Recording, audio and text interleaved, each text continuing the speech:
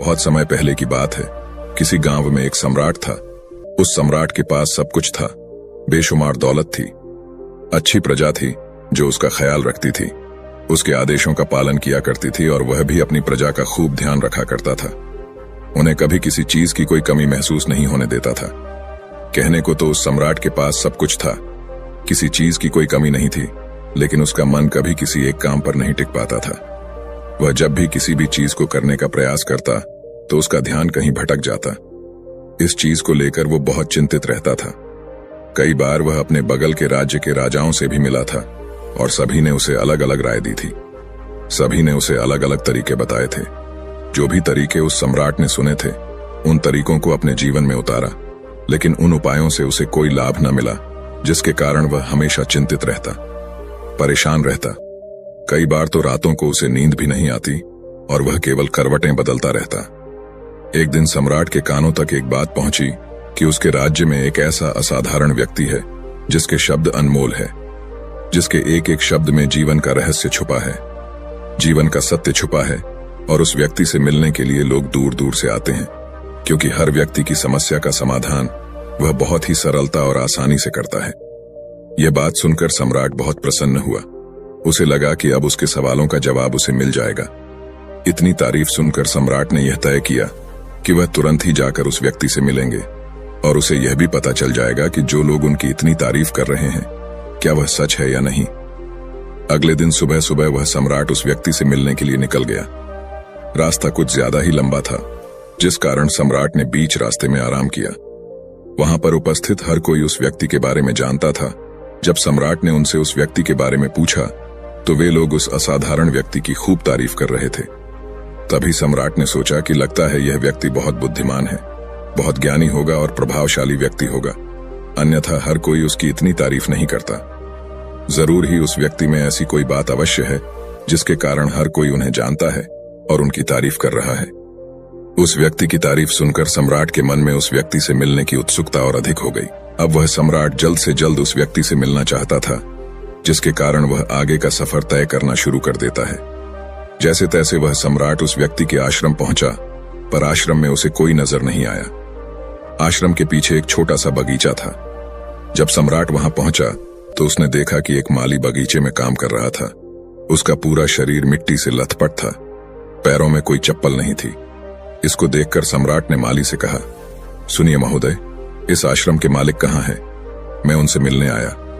इस पर वह माली जवाब देते हुए कहता है, श्रीमान आप अंदर बैठिए, मैं उन्हें बुलाता हूं, वह जल्द ही आपसे मिलेंगे।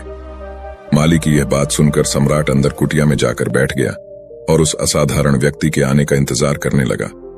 कुछ देर प्रतीक्षा करने के बाद जब असाधारण व्यक्ति उस सम्राट के सामने पहुंचा, उसने देखा कि यह तो वही व्यक्ति है जो बगीचे में काम कर रहा था। सम्राट ने उन्हें नमस्कार किया और बहुत हैरानी से कहा, अरे आप तो वही माली है जो बाहर बगीचे में काम कर रहे थे। लेकिन अब की बार तो माली एक बौद्ध भिक्षु के रूप में आया था। तभी बौद्ध भिक्षु सम्राट से कहते हैं, सम्राट मेरा मजाक माफ कीजिए, मैं बगीचे में छोटा सा काम कर रहा था। मैं ही यहाँ का माली हूँ और मैं ही वह असाधारण व्यक्ति हूँ जिससे आप यहाँ इतनी दूर मिलने आए। कृपया करके अपने आने का कारण बताएं। इस पर सम्राट उन बौद्ध भिक्षु से कहता है, हे महाराज, मैंने सुना है कि आप जैसा व्यक्ति इस पूरे राज्य में नहीं है।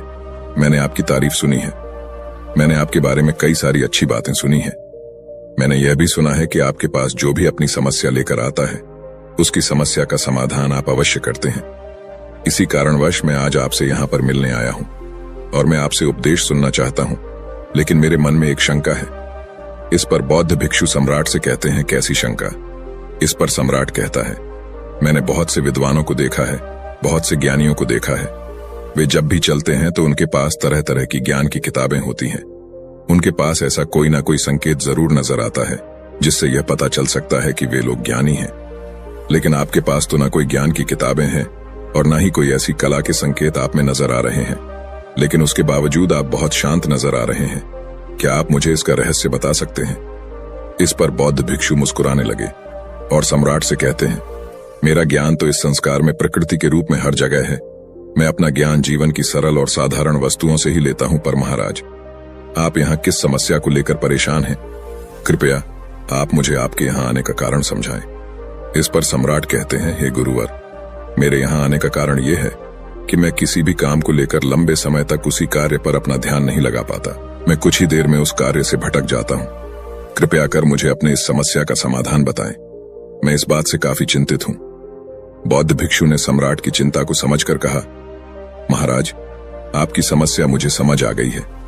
आप जिस कार्य पर ध्यान नहीं लगा पा रहे, उसके लिए मैं आपको एक उपाय बता सकता हूं, लेकिन आज आपको देर हो चुकी है। आप मुझे कल सुबह मिलिएगा। कल सुबह का समय ठीक रहेगा। कल सुबह जब आप मुझसे मिलेंगे तो मैं आपके सभी सवालों का जवाब आपको दे दूंगा। ये कहकर बौद्ध भिक्षु वापस अपने बगीचे में लौट गए और वह सम्राट भी वापस अपने महल लौट गया। लेकिन सम्राट को रात भर नींद नहीं आई। वह बस यही सोच में लगा था कि आखिर बौद्ध भिक्षु मुझे क्या बताने वाले हैं। वह तो मुझे एक साधारण से माली नजर आ रहे हैं, लेकिन जिस तरह से उनका मन शांत था, जिस तरह से वह शांत नजर आ रहे थे, ये बहुत आश्चर्य करने वाली बात है।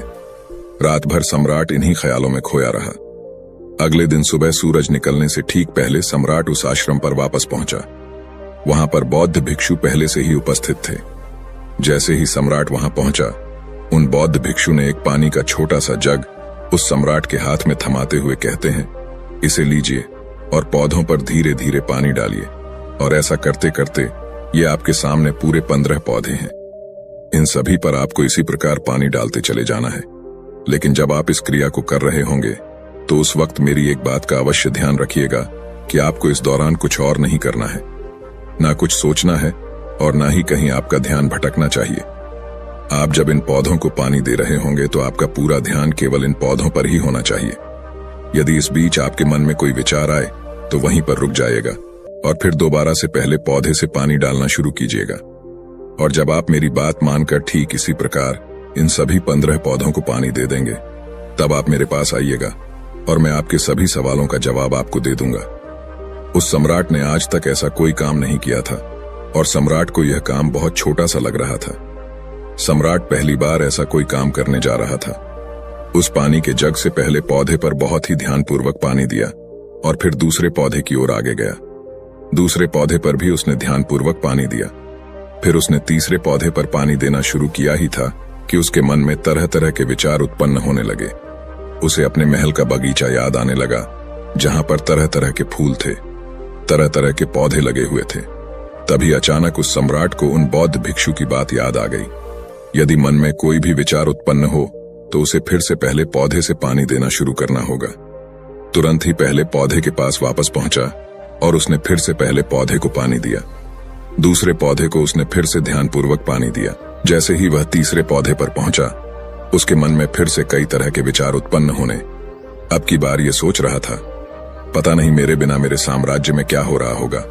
और अब की बार सम्राट को बहुत क्रोध आने लगा। उसने सोचा कि आखिर मैं ये छोटा सा कार्य क्यों नहीं कर पा रहा हूं। वह तुरंत ही फिर से पहले पौधे के पास पहुंचा। उसने अब की बार बहुत ध्यानपूर्वक पहले पौधे को पानी दिया, दूसरे पौधे को भी ध्यानपूर्वक पानी दिया। ऐसे करते करते अब की बार सम्राट करीबन 5 पौधों में बहुत ही ध्यानपूर्वक पानी दे चुका था। लेकिन अब की बार जैसे ही उसने छठे पौधे पर पानी देना शुरू किया, उस पानी को देखकर सम्राट के मन में नदी के विचार उत्पन्न होने लगे और सम्राट अब बहुत परेशान हो चुका था। जितनी बार वह पौधों को पानी देने का प्रयास करता है, हर बार वह असफल हो जाता। उसका मन उतना ही ज्यादा व्याकुल होता जाता और वह खुद पर क्रोधित हो जाता है। सम्राट ये बात बहुत अच्छी तरह से जानता था कि वह भिक्षु उसकी परीक्षा ले रहे हैं। वह बहुत बुद्धिमान था, इस कारण उसने उन बौद्ध भिक्षु के सभी नियमों का पालन करना जरूरी समझा। सम्राट जितनी बार भी कोशिश करता है, हर बार वह असफल हो जाता। उसका मन उतना ही ज्यादा व्याकुल होता जाता है, हमेशा खुद को किसी न किसी विचार में उलझा हुआ पाता। ऐसे ही करते करते सुबह से शाम का वक्त हो चुका था, लेकिन अब तक वह सम्राट पूरे 15 पौधों में पानी नहीं दे पाया था। जब बौद्ध भिक्षु लौटकर शाम को वापस आश्रम लौटे तो उन्होंने देखा कि वह सम्राट थक हार कर बैठा हुआ है और तरह तरह की बातों में उलझा हुआ है। तभी बौद्ध भिक्षु सम्राट के पास पहुंचे और कहने लगे, हे सम्राट, मैं तुम्हारी ईमानदारी से बहुत खुश हूं।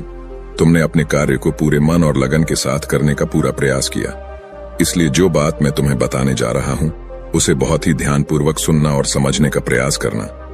जब हमारा मन विचारों से खाली हो जाता है, तब उसमें मन का असली स्वरूप नजर आता है। तब साधारण से साधारण सा काम भी हमें ज्ञान और शांति देता है। इस पर सम्राट उन बौद्ध भिक्षु से कहता है, हे महाराज, पर यह कैसे संभव है? मैं तो जब भी कोई कार्य करता हूं तो मन में कई तरह के विचार उत्पन्न होते हैं और मैं उन विचारों में फंस कर रह जाता हूं और वहां से बाहर निकलने का कोई रास्ता मुझे नजर नहीं आता। तभी बौद्ध भिक्षु मुस्कुराने लगे और सम्राट से कहते हैं, हे सम्राट, तुम पौधों में पानी नहीं डाल रहे थे, तुम तो जल्दी जल्दी अपने इस कार्य को बस खत्म करना चाहते थे। तुम्हारे मन में तो ये विचार उत्पन्न हो रहा था कि तुम जल्दी से जल्दी इन 15 पौधों में पानी दे दो और उसके बाद तुम मुझसे मिल सको, मुझसे अपने प्रश्नों का उत्तर जान सको। किसी कारणवश यह कार्य तुम्हें बोझ सा प्रतीत हो रहा था, मानो मैंने तुम्हारे कंधों पर एक बोझ रख दिया हो, और यही कारण है कि तुम अपने आप को इस पल में रोक नहीं पाए। जब हमारे सामने रखा हुआ कार्य बोझ लगता है तो हम उसे बस जैसे तैसे खत्म करना चाहते हैं और उस काम को करते समय हम अपना पूरा ध्यान उस कार्य पर नहीं दे पाते। किंतु अगर तुम इस पल के महत्व को समझ पाते, इसके महत्व को महत्व दे पाते और केवल पौधों और पानी पर ध्यान देते, तो तुम्हें कोई भी विचार परेशान नहीं कर पाते। इस पर सम्राट कहता है, हे महाराज, मुझे आपकी यह बात समझ में आ रही है कि मैं जल्दी जल्दी इस कार्य को खत्म करके आपसे मिलना चाहता था, जिस कारण मेरा मन इस कार्य में पूरी तरह से नहीं लग सका।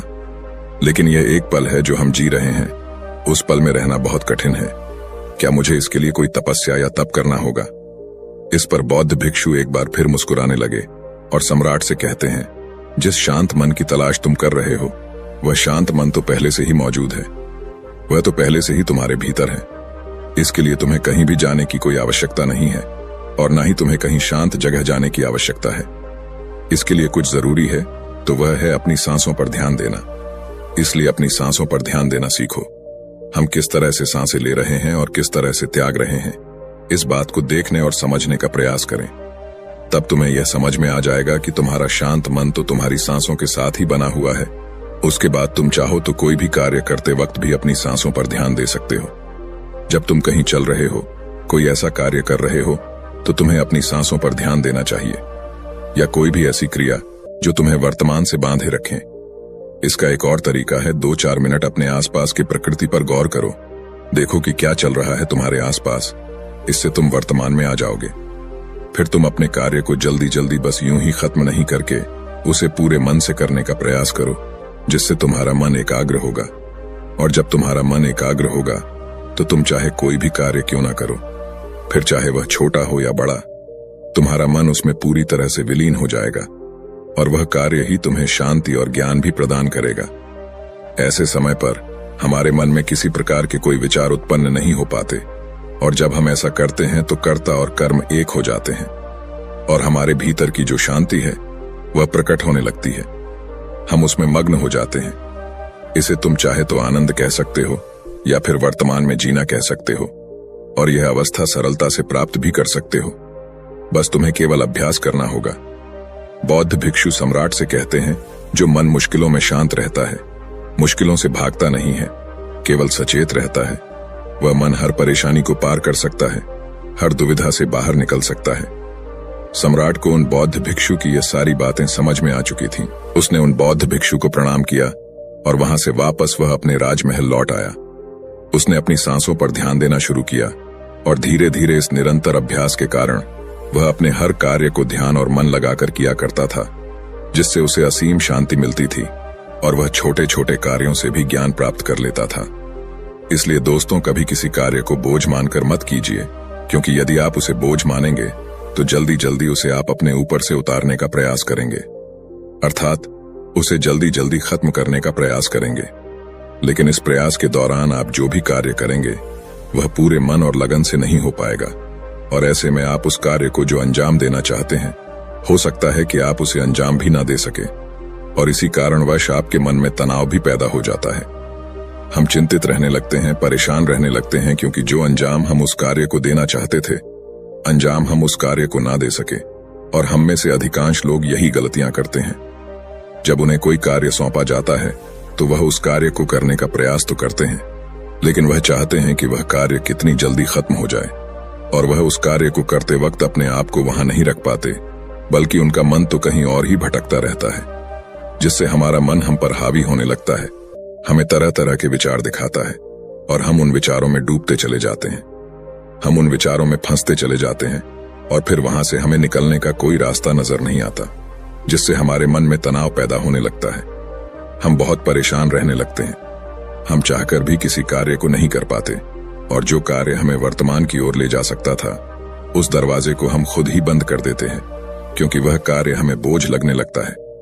इसलिए जब भी आप कोई कार्य शुरू करना चाहते हैं, तो उससे पहले अपना पूरा ध्यान अपनी सांसों पर केंद्रित करें, और फिर आप चाहें तो अपने काम के दौरान भी अपनी सांसों पर अपना ध्यान लगाए रख सकते हैं। और यही सांस का जो ध्यान है, यह आपके काम के ध्यान में परिवर्तित हो जाएगा, और इस कार्य में जो भी कठिनाइयां उत्पन्न हो रही हैं, उसे आप पल भर में सुलझा देंगे। फिर चाहे कैसी भी विपरीत परिस्थितियां आपके सामने क्यों ना आ जाए, आप उस कार्य को पूरे मन और लगन के साथ पूरा करके ही रहेंगे। दोस्तों, उम्मीद है कि आपने आज के इस वीडियो से जरूर कुछ ना कुछ सीखा होगा, तो इस वीडियो को अपने दोस्तों के साथ शेयर करना ना भूलें। हमें ऐसे ही सपोर्ट करने के लिए चैनल को सब्सक्राइब भी जरूर करें। ये तो चलिए, मिलते ऐसे और वीडियो में, तब तक के लिए अपना ख्याल रखें। धन्यवाद। नमो बुद्धाय।